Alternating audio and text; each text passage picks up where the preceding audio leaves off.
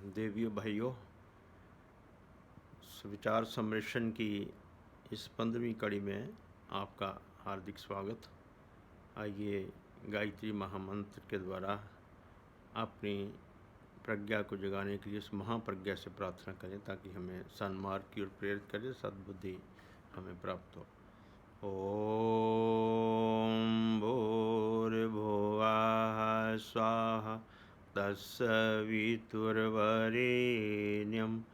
भर्गो देवस्य धीमहि धियो यो नः प्रचोदयात्। ओम प्रखरप्रज्ञा विद्महे महाकालाय धीमहि तन्नो श्रीरामः प्रचोदयात्।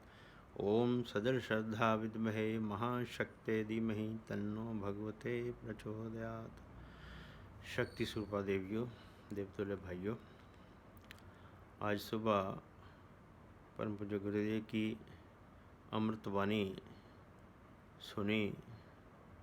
उसमें उन्होंने ये कहा कि हम किस कुल के हैं, किस वंश परंपरा से हैं, क्योंकि परम पूज्य गुरुदेव ने कहा कि वो ऋषि कुल से हैं, किसी ग्रामीण क्षेत्र से नहीं हैं। वो एक ऋषि कुल को रिप्रेजेंट कर रहे हैं और जो उनके साथ चलने वाले हैं, क्योंकि लंबी यात्रा में जो साथी साथ चलते हैं तो वो रिश्तेदारों की तरह ही हो जाते हैं।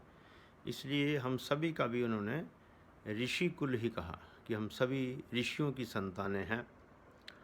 उसमें परम पूज्य गुरुदेव ने ये आवाहन करते हुए, हमारे से अनुरोध करते हुए ये बात कही कि क्या हमें उनके प्यार पर उनको विश्वास है। दूसरा, क्या भगवान के ऊपर विश्वास है। क्या जो युग की समस्या हैं उसके समाधान करने के लिए हमारे अंदर उत्साह है। और चौथी उन्होंने बात कही कि क्या व्यक्तित्व को महान बनाने की हमारे अंदर की वास्तविक इच्छा है। यदि ये सब है तो हमको लोभ, मोह और अहंकार से बचना पड़ेगा। और लोभ, मोह, अहंकार को रोज़ प्रतिदिन हमें अपना आकलन करना पड़ेगा, क्या उस कसौटी पर हम चल रहे हैं।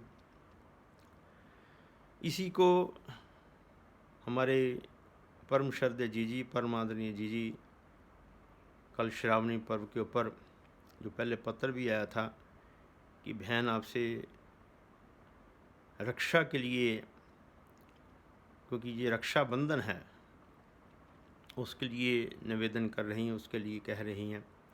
उसकी व्याख्या करते हुए उन्होंने कहा कि परम पूज्य गुरुदेव का जो प्यार है, जो नैतिकता का सबक उन्होंने हमें सिखाया है, उसको अक्षुण्ण बनाए रखने के लिए कि वो रक्षा की बात कर रही हैं कि हमें परम पूज्य गुरुदेव की जो मिशन है, गायत्री परिवार जो उन्होंने बनाया है इतने प्यार से, उसकी रक्षा करने के लिए हम सभी को क्षेत्रों में भी और शांति कुंज के कार्यकर्ताओं का भी उन्होंने आह्वान किया।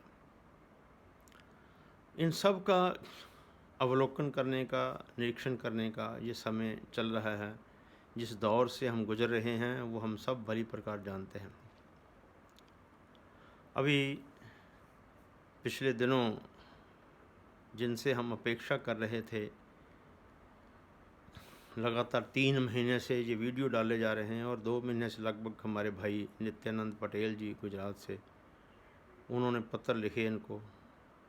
उसके उत्तर में जो आपने सुना इनका वीडियो और जो हमारी आपस में चर्चा हुई व्हाट्सएप ग्रुप पे पर जो लिख के आ रहा है या टेलीफोन पे जो आ रहा है, उसमें सभी से यही निचोड़ निकलता है कि कोई भी संतुष्ट नहीं है उनकी बातों से। क्योंकि सबसे बड़ी बात तो यही निकलती है कि इतनी छोटी सी बात, 3 मिनट भी नहीं, उससे कम का, और उसमें भी जो बात कहनी थी वो कुछ सेकंड्स की है, उसको 3 महीने लग गए। कहीं इन्होंने जवाब दिया कि क्योंकि हम चाहते नहीं थे कि मीडिया में ये बात आए तो इसलिए हम चुप रहे। भाई, अच्छी बात को मीडिया में लाने के लिए इतना समय और बुराई को फैलाने के लिए लगभग 2 साल। उसी पे ऋषि संसद, DSVV, ना जाने कौन कौन से ग्रुप बने, उन पर कितनी गंदगी फैलती रही। उसके लिए तो 2 साल चुप रहे, और एक अच्छे शब्द कहने के लिए इनको इतने महीने लग गए। ये सोचने वाली बातें हैं। और दूसरी बात, इस सबसे बड़ी बात जो है ये है कि हमने तो इन तीनों से जिनकी चर्चाएं चल रही थी पहले, चौथा नाम तो बाद में ऐड हुआ, इनसे अपेक्षा की थी कि भाई आप अपना वीडियो बना के पेश करें, लेकिन इन्होंने फिर से उसमें शब्द पहले लिखे कि भ्रम फैलाया जा रहा है। अरे भी कौन सा भ्रम फैलाया जा रहा है? ये लोग वीडियो भी सुन रहे हैं, पत्र भी देख रहे हैं, पत्र में भी अब नित्यानंद भाई साहब ने उसको वायरल कर दिया है, उसमें भी सच्चाई सामने है। उसमें कहीं तो कोई भ्रम बताओ कि कौन सा भ्रम फैलाया जा रहा है। हम तो केवल एक ही इशारा कर रहे हैं कि शुरू से ही इसके ऊपर योजनाबद्ध ये काम हुआ है, इसलिए आपके नाम उसमें मुखर होकर आए हैं, इसलिए आपको उसकी सफाई देनी चाहिए, ताकि लोगों के अंदर जो भ्रांतियाँ आपने फैलाई हैं, जो भ्रम आपने फैलाए हैं, वो दूर हों। लेकिन उसकी तो संतुष्टि उन लोगों की तो आपने की नहीं, कहीं उसको संतुष्टि व्यक्ति की संतुष्टि नहीं है, सत्यता की संतुष्टि के लिए आपको यही बात रखनी चाहिए थी अपने पर्सनल निजी तौर पर, ना कि तंत्र के ऊपर तो किसी ने उंगली उठाई नहीं। ना तंत्र और परम श्रद्धेय जी और डॉक्टर साहब के बीच में हमने दुराव की बात कहीं कही है। हमने तो यही कहा कि भाई आप चार हैं जो इसको बढ़ा रहे हैं, इसलिए आप ही चार सफाई दें कि आपका उनके साथ कोई संबंध नहीं। अनिंदा की बात तो आपने कह दी, वो भी एक व्यक्ति का नाम लेकर, लेकिन पूरा षड्यंत्र जो है, जो जिसमें इल्ज़ाम लगे हैं, वो सब की निंदा हम अपेक्षा करते। चलो छोड़िए, अब जो आपने कहना तो कह दिया। अब आगे और आपसे क्या उम्मीद रखी, जैसे जितना कोई जिसको कहा जा सकता कि नींबू में रस होता है, वो उतना ही निचोड़ा जा सकता है, उतना ही निकलता है, वही भाव जो सामने आते हैं। अब और तो आपसे क्या उम्मीद की जा सकती है, लेकिन यहाँ ये बात कहने की बहुत ज़रूरी है कि ये सारा कुछ हुआ क्यों। जैसे हमने पहले भी वीडियो में डाला है, जैसे बरसों से कई घटनाएँ आपको बताई हैं, उसमें यही बताने का प्रयास किया गया कि पहले तो शुरू में यही लगता कि चलो आम तौर पर एक द्वेष का और महत्वाकांक्षाएँ होती हैं अपनी अपनी, तो कुछ ऐसा करते रहेंगे। और सोच बेसिकली तो सब में सोच का जो बात है वो देखने वाली है कि इसमें फ़र्क कहाँ पड़ा है। फ़र्क जो हमने महसूस किया है सभी ने, वो यही लगा है कि परम श्रद्धेय डॉक्टर साहब का यदि आप उनका कसूर निकालें, उसके प्रति नाराज़गी व्यक्त करते हों, तो उनमें सब में चीज़ यही नज़र आती है कि उन्होंने परम पूज्य गुरुदेव को, जैसे आप लोग कहते हैं कि परम पूज्य गुरुदेव की वैल्यूज़ को जो पुराने कार्यकर्ता हैं उनमें उनको भटका दिया। जैसे वांग्मय की बात आई, अभी पिछले दिन कोई बता रहा था कि वांग्मय की बात आई, तो वांग्मय में इतना ज़्यादा खर्च कर दिया, गुरुदेव ने तो ऐसा कहीं चाहा ही नहीं था।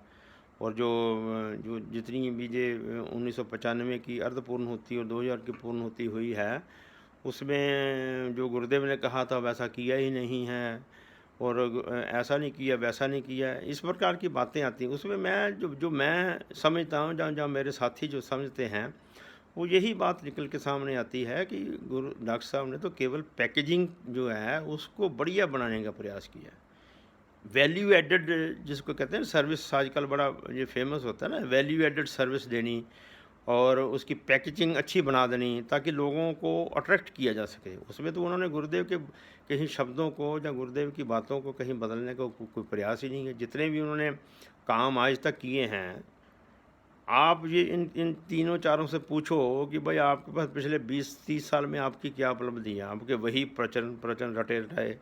कई बार तो मैंने कार्यकर्ताओं के वर्कशॉप में भी ये बातें रखी हैं कि भाई आपको नई बात रखो, नई ज़माने के साथ आप चलो, लेकिन वो तो कोई बात नहीं। अब इन्होंने जब देखा कि भाई हमारे को तो कुछ आता जाता नहीं, और परम श्रद्धेय डॉक्टर साहब और आगे की उनकी जो पीढ़ी है वो बहुत बढ़िया आगे से काम हो रहा है, और हमारा तो जो जिसको कहते हैं ये अपना वंश, गुरुदेव का वंश है ना मानते। जैसे गुरुदेव ने पहले कहा कि मेरे वंशज हो आप, तो गुरुदेव का यदि वंश मानते हैं तो ये जिसको कि सर्वनाश करने वाली, जो आपने वंश को बिगाड़ने वाली, या ख़त्म करने का जो प्रयास किया है, ये आप कभी भी ना करते। आप अपने वंश तक चले गए कि भाई हमारे बच्चे, हमारे आगे जो पीढ़ी है उनका तो कहीं नाम नहीं होगा। यही कारण हमने बड़ा इसके ऊपर चर्चाएं की हैं, सब ने आपस में बातचीत की है। और ये नहीं कि ये तो परम पूज्य गुरुदेव की मैं समझता हूँ कि कृपा है। कोई ऐसी ऐसी बात चली कि ये वीडियो चले, और उसके बाद पत्राचार चले, फिर व्हाट्सएप ग्रुप चले, फिर ना जाने कहाँ कहाँ से फ़ोन आए, कहाँ कहाँ के लोगों ने अपनी पीड़ाएँ व्यक्त की। हमने अपनी अपने अपने दुख दर्द जिसको कहते हैं उसकी एक एक साँझ आपस में रखी, और उसमें केवल और केवल यही दिखा कि ये केवल ओल्ड थॉट और न्यू थॉट की झगड़ा है। यदि यहाँ तक सीमित रहता तो कोई हर्ज नहीं, ये चलता रहता है। लेकिन ये जो कांड आपने करवा दिया, कैसे करवा दिया उसको देखो। जैसे हर यूनिवर्सिटी में होता है ना, हर यूनिवर्सिटी में हर तरह के बच्चे आते हैं। जैसे गायत्री परिवार तो चलो संभला है आपस में, उनके संस्कारवान, उनकी पीढ़ी दर पीढ़ी चल रही है। लेकिन यूनिवर्सिटी में तो तरह तरह के बच्चे आते हैं ना, उनका कोई गारंटी नहीं है कि वो कौन किस परिवार से आ रहे हैं, कहाँ से आ रहे हैं। वो तो एज पर रूल्स रेगुलेशन को रखना पड़ता है। तो वहीं से आप लोगों को मौका मिला ऐसे बच्चों को देखकर उनको वर्गलाना। मुझे किसी ओल्ड स्टूडेंट का फ़ोन आया, वो कह रहे थे कि भाई जिनको आप देख रहे हो जो सामने है, इनके पीछे भी एक लड़का है। जो 2010 की उसने मुझे बात बताई कि एक लड़का आया था हिमाचल से, उसका नाम तो नहीं मैं लूँगा क्योंकि उसने मुझे सब बताया है। वो 2010 में आया था, उसके पेरेंट्स की कोई प्रॉब्लम थी, शायद कोई आपस में सुइसाइड या मर्डर का केस था, तो ये भी सुइसाइड करने के लिए इस भाव से आया था। लेकिन ये हमारे जो बुजुर्गवार हैं सबसे बड़ी उम्र के, वो उनके उनके उनको उन्होंने बहलाया फुसलाया, कुछ बातें सुनाई, अध्यात्म की सुनाई या कुछ सुनाई। तो उन्होंने अपनी ये जो जो मैं महसूस 1995 से मैंने पिछले वीडियो में बहुत कुछ बताया कि सोच का ये किस प्रकार ये चाहते हैं, उसी सोच को जो बढ़ाना चाहते हैं, उसी सोच को ये जिसको पीठ पे हाथ रखते हैं। तो वैसे ही इनको वो मिल गया। उसके वो टेक्निकली आदमी तो था, साउंड था, एजुकेटेड था, लेकिन उसकी भावनाओं को इन्होंने खुरा दिया। और उसने कहा, ये जो उस लड़के ने कहा, उसने कहा कि उसने ये संकल्प लिया कि मैं ये, जैसे आप ये ऋषि संसद में भी सुनते हैं, लोग पढ़ते हैं कि परम श्रद्धेय डॉक्टर साहब का जो है इनको हटाकर ये पीढ़ी है, इनको ये तीन चार जो हैं इकट्ठे हैं, इनकी परंपरा को आगे बढ़ाऊंगा मैं, उसने कसम खाई। तो आप देखो समाज में हर तरह के लोग हैं, जहाँ भी आप जाओ हर तरह के लोग मिल जाते हैं, हर तरह की रुचि के लोग मिल जाते हैं। जिस प्रकार की रुचि वैसा वो संगठन बना लेते हैं। तो इन्होंने उनको वर्गलाया इन द सेंस कि कुछ सब्ज बात दिखाए होंगे। जैसे मैंने पिछले वीडियो में मैं बताया कि उनको कुछ ना कुछ दिखाया होगा, इसलिए वो इनके झांसे में आ गए। और झांसे में आने के बाद उन्होंने ये जो कर्म जो कांड था उसको स्वरूप देना शुरू कर दिया। अब हुआ ये कि जैसे कि यहाँ आप पॉलिटिक्स में भी देखते हैं, पंजाब में 84 के जो घटनाक्रम है उसको तो मैं साक्षी हूँ, देखता भी हूँ, उसकी राजनीति को मैं समझता हूँ। तो जो बनाने वाला होता है ना, जैसे सांप पालने वाला होता है, वो सांप ही उसको डस जाता है, उसके बस में नहीं रहता है। ऐसे कई नेता, कई घटनाक्रम दिल्ली की सरकार का ले लो, यहाँ का, जिसने उसको बनाया उनको उन्होंने पछाड़ दिया और फिर बाद खुद काबिज हो गए। इसीलिए इन्होंने जो पहला निकाला था वीडियो, उसमें उन्होंने कहा कि हमने कोशिश की, वो कहते हम बेबस वो नहीं, बेबस तो ये इनको कर दिया इन्होंने, ये बेबसी का ही अभी इन्होंने वीडियो डाल दिया। वो हार के इनको क्योंकि मिशन की देखो कहीं ना कहीं गुरुदेव का, माता जी का डर तो खौफ तो उनके मन में भी है ही ना। ये ऐसा नहीं कहा जा सकता इनके ख़त्म है, लेकिन ये किसी भावावेश में फंस गए, ये महत्वाकांक्षाओं में फंस के। जैसे गुरुदेव ने कहा ना, लोभ मोह अहंकार के ऊपर ये आपके सबसे बड़े शत्रु हैं, उनको उनसे बच के रहना, ये कहीं ना कहीं उसमें फंस गए। और फंसने के बाद इन्होंने उनके वो माध्यम बना लिया और ये उनको लीड करते रहे। उनको ये रहा कि भाई हमारे संरक्षक हैं, शांति कुंज में वरिष्ठ बहुत कार्यकर्ता हैं। उन्होंने कई व्हाट्सअप भी देखे, हमने व्हाट्सअप के ऊपर चैट देखी जहाँ वो कह रहे हैं कि ये हमारे इनके साथ सीधे संपर्क हैं और हम ऐसी कोई बात नहीं। तो अब ये सिस्टम जो है, जो उनका दिवा स्वप्न था ना कि डॉक्टर साहब को हटाकर परम जी को या चिन्मय जी को उनको नुकसान पहुँचाकर हम काबज हो जाएंगे, वो इनका पूरा होने वाला नहीं। तो हम सब मिलकर अब यही है कि भगवान से प्रार्थना करें कि इनको सद्बुद्धि दें और ये सहयोग करें गायत्री परिवार का, और हमारी जिसको ये व्यवस्था तंत्र कह रहे हैं, उस व्यवस्था तंत्र का सच में सहयोग करें और ऐसे लोगों को आइडेंटिफाई करें, ऐसे लोगों को पहचानें यदि वो भटक गए हैं, क्योंकि हमारा तो मिशन ही युग निर्माण योजना है, युग को निर्माण करना है। यदि ऐसे व्यक्ति कहीं भटक भी गए हैं, कहीं बिगड़े रास्ते पे भी चले गए हैं, तो उनको भी सीधे रास्ते लाया जा सकता है। यदि अपनी ये बुद्धि का और अपने विवेक का सही मायने में उपयोग करें तो उनको लाया जा सकता है। ये मुझे परम श्रद्धेय डॉक्टर साहब की जिसको कहते हैं कि प्रेजेंट उनके जो हालात बनाए गए हैं उसको देखकर उनका एक मैंने पिछकाली किसी ने ट्वीट किया था, तो मैं वो शेर के माध्यम से बताना चाहता हूँ कि कुछ इस अदा से तोड़े हैं ताल्लुक़ उसने, कुछ इस अदा से तोड़े हैं ताल्लुक़ उसने कि एक मुद्दत से ढूंढ रहा हूँ कसूर अपना।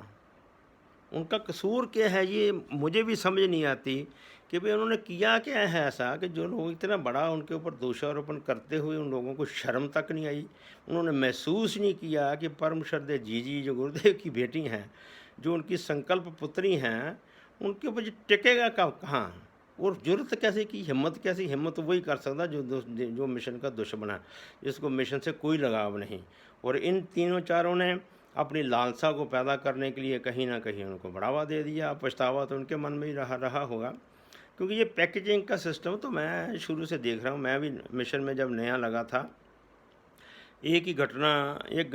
दो घटना मैं बताऊंगा ताकि थोड़ा सा आपको समझ आ जाए। जब सबसे पहले परम श्रद्धेय डॉक्टर साहब का मैंने कार्यक्रम किया यहाँ चंडीगढ़ में 1991 में, तो उस वक्त मैंने यूनिवर्सिटी जब जितने भी जिसको ये बुद्धिजीवी कहते हैं, इंटेलिजेंसिया, हमारे हिसाब से तो बुद्धिजीवी तो असली वही है जो गुरुदेव के जो उनकी पीड़ा को समझ सकता है, जैसा परम श्रद्धेय डॉक्टर साहब ने समझा, अपना सारा जीवन निछावर कर दिया। तो ऐसे लोगों को बुद्धिजीवी, लेकिन हम सो कॉल्ड बुद्धिजीवी जिसको क्या यूनिवर्सिटी के प्रोफेसर, लेक्चरर, बड़े बड़े अफसर, बड़े बड़े पॉलिटिशियन को इकट्ठा किया और उनको लिए, क्योंकि लोगों को अट्रैक्ट करना होता है, तो उनके लिए मैंने बड़ा अच्छा एक स्टैंडर्ड, जैसे शादियों में ब्रंच होता है, बहरे बुरे वेटर्स लगा के बड़ी अच्छी यूनिफॉर्म में उनके लिए वो सारा सिस्टम बनाया। और तब मैंने बताया ना कि मुझे तो बोलना स्टेज पे मैं कभी चढ़ते नहीं था, बैकग्राउंड में रहता था। तो तब भी ये ओल्ड गार्ड जो यहाँ भी घूमते हैं, तब भी मैं ये क्रिटिसिज्म किया था कि भाई ये कैसा प्रोग्राम है जी, इतना खर्च कर दिया, ये कर दिया, वो कर दिया। तो एक सोच है, इस सोच को लेकर परम श्रद्धेय डॉक्टर साहब को तो मैं तो समझता हूँ, और जितने भी आजकल नया यूथ जुड़ रहा है वो भी समझ रहा है, क्योंकि ये ज़माना बदल चुका है। ये ज़माना सोशल मीडिया का है। जैसे हमने पेड़ तो लगाए, लेकिन लगभग मेरे और मेरे साथियों ने मिलकर 15 और 20 हज़ार के बीच में पेड़ लगाए। और हमने सबसे पहले परमदिनी माता जी के पुण्यतिथि पे, पहली पुण्यतिथि पे हरितमा समर्दन किया था। और बड़े बड़े सारे पंजाब, इस हरियाणा में गाँव को ढूंढा, गलियों में, कोठियों में, ऐसे 15 से 20 हज़ार पंजाब सारे में पेड़ लगाए। तब क्योंकि सोशल मीडिया नहीं था, कोई ऐसी चर्चा नहीं होती थी। अब कोई आदमी सोच सकता है कि भाई मैंने भी लगाए थे, मैंने भी किया था, तो मेरा तो नाम आया नहीं।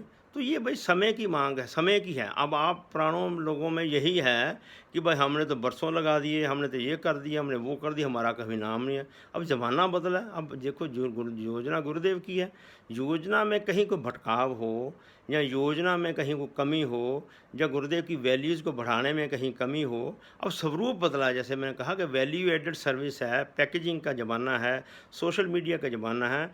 तो जो व्यक्ति आ रहा है, और ये तो आप सब जानते हैं कि काम तो बहुत करते हैं, लेकिन श्रेय जिसको गुरुदेव ईश्वर ने दिलाना है तो वही दिलाना है। अब परम पूज्य गुरुदेव ने देखो ये कहा, मैंने अभी एक और प्रवचन सुना था जिसमें उन्होंने कहा कि आदमी जोश में आ तो जाता है, लेकिन बाद में भटक जाता है। जैसे क्रांतिकारी हमारे देश को याद करते वक्त जो शहीद भगत सिंह जैसे, राजगुरु सुखदेव जी जैसे ऐसे शहीद हुए, लेकिन उनको फंसाने वाले कौन थे? वो क्रांतिकारी थे।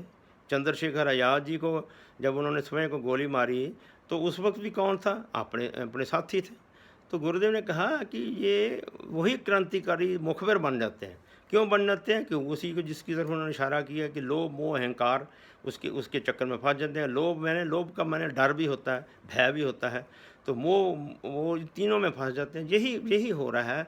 इसलिए मैं अपने क्षेत्र के जो भाई बंधु हैं उनसे भी मैं निवेदन करता हूँ कि उनकी तरफ उंगली करते करते कहीं हम ना भटक जाएं, हम एक ही तरफ करते रहें, उनका करते हैं, लेकिन हम अपनी तरफ भी देखें कि अल्टीमेटली हमें चाहिए क्या। अल्टीमेटली तो हमें मिशन को ठीक रास्ते पर ले जाना है।